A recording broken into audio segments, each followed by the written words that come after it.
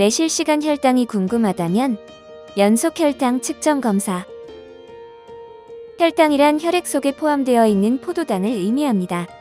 포도당은 생명활동의 중요한 에너지원으로 사용되므로 항상 적절한 양을 유지해야 하는데, 이를 조절하는 호르몬인 인슐린의 분비나 활동에 문제가 생겨 혈당 조절 능력이 떨어져 있는 상태를 당뇨병이라고 합니다. 당뇨병을 진단하기 위해 또는 혈당이 잘 관리되고 있는지를 확인하기 위해 실시하는 검사들로는 현재 시점의 혈당을 알 수 있는 혈당 검사, 지난 2-3개월간의 혈당의 평균을 알 수 있는 당화혈색소 검사, 그리고 이런 기존의 혈당 검사의 한계점을 보완하기 위한 연속 혈당 측정 검사가 있습니다. 연속 혈당 측정 검사는 팔이나 복부에 피하 지방에 작은 센서를 부착하여 세포간질액의 포도당 농도를 실시간으로 측정하는 검사입니다. 손끝에서 혈액으로 측정하는 혈당 검사와 세포간질액에서 측정한 연속 혈당 측정 검사의 수치와 정확히 일치하지 않을 수 있습니다. 손끝 혈당 검사는 현재 시점에 정확한 혈당을 측정하는 검사이고, 연속 혈당 측정은 실시간으로 오르내리는 혈당의 트렌드를 알아보는데 유용한 검사입니다. 한번 부착한 센서는 기종마다 다르지만 약 1에서 2주 동안 사용할 수 있으며 방수가 되므로 샤워, 목욕, 운동, 일상생활에 지장을 주지 않습니다. 센서를 통해 측정된 혈당은 NFC 또는 블루투스를 통해 스마트폰 또는 전용 수신기로 전송하여 수시로 혈당을 확인할 수 있게 됩니다. 연속 혈당 측정기를 사용하면 매번 바늘로 손가락을 찌르는 체열의 번거로움이나 통증 없이 식사나 운동, 일상생활을 하는 중, 심지어 잠을 자고 있는 동안까지 하루 24시간 동안의 혈당이 언제, 어떻게 변화하는지를 자세하게 확인할 수 있습니다.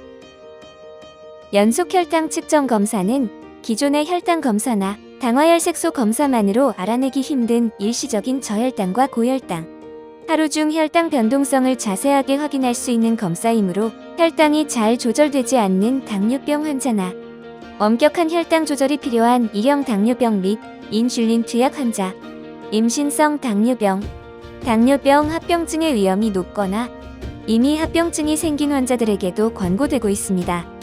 그 외에도 당뇨병이나 혈당의 이상 여부를 정확하게 검진받고자 하거나 혈당 조절을 처음으로 시작하는 사람들에게도 매우 유용한 검사입니다. 식사나 운동에 따른 혈당의 오르내림을 바로 확인하게 되므로 식습관과 생활습관의 개선을 돕고 고혈당이나 저혈당 상황에 따른 적절한 치료 계획을 세울 수 있게 되기 때문에 여러 연구 결과들에서 혈당 조절은 물론 당뇨 합병증 예방에도 효과적인 것으로 밝혀졌습니다. 미국 당뇨병 학회는 2021년 당뇨병 진료 지침을 통해 나이, 당뇨병 유형과 관계없이 인슐린을 사용하는 환자, 입원 중인 당뇨 환자에게 연속 혈당 측정을 강력히 권고하였으며, 궁극적으로는 모든 당뇨병 환자가 연속 혈당 측정기를 사용하는 것이 최종적인 목표라고 제시하였습니다.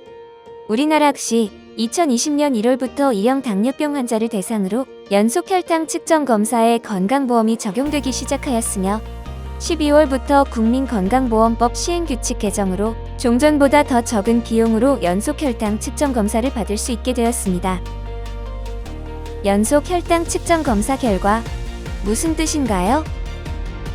혈당이 140 아래에서 유지되고 그래프가 완만한 곡선을 그리고 있어요.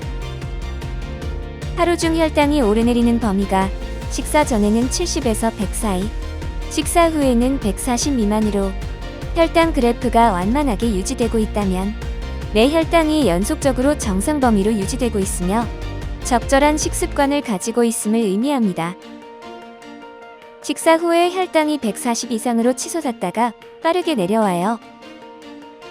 식사 후에 혈당이 빠르게 올라갔다가 떨어지는 현상을 혈당 스파이크라고 합니다. 음식을 먹으면 혈당이 올라가는 것은 자연스러운 일이지만 정상인의 경우 식후 2시간 최고 혈당이 140 아래로 유지되어야 합니다. 그러나 지나치게 당을 많이 섭취하거나 달콤한 음료처럼 빠르게 당이 흡수되는 음식을 먹은 경우, 또는 혈당 조절 능력이 떨어져 있는 경우에는 식사 후에 혈당이 140 이상, 높게는 200 이상으로 빠르게 치솟아 올랐다가 지나치게 높아진 혈당으로 인해 인슐린이 과도하게 분비되면서 빠르게 혈당이 떨어져 그래프상에서 마치 가시처럼 뾰족한 형태로 나타나게 되는 것입니다. 이런 혈당 스파이크가 반복되는 경우 인슐린을 분비하는 기관인 췌장이 혹사되어 당뇨병과 합병증의 위험이 높아지고 비만과 식곤증이 생기고 반동성 저혈당으로 인한 배고픔을 더 많이 느끼게 되며 혈관의 내피세포가 손상되고 염증이 생겨 동맥경화를 비롯한 심내혈관 질환의 원인이 될 수 있습니다. 연속 혈당 측정 검사 시 혈당을 140 이상 빠르게 상승시키는 음식을 섭취했다면 해당 음식을 피함으로써 혈당을 건강하게 잘 관리할 수 있습니다. 혈당이 60에서 70 이하로 떨어져요. 혈당이 70 이하로 떨어지는 경우 저혈당이라고 볼 수 있습니다. 연속 혈당 검사상 반복적으로 저혈당이 자주 찾아온다면 주치의와 상담이 필요합니다. 혈당이 높은 것만이 문제라고 생각하기 쉽지만 당뇨병과 같이 혈당 조절 능력이 떨어져 있는 사람에게는 저혈당에 대한 주의도 필요합니다. 특히 약물 치료 중인 당뇨 환자가 식사 간격이 너무 길거나 너무 적게 먹는 경우, 무리한 운동을 하는 경우 저혈당이 생길 수 있습니다.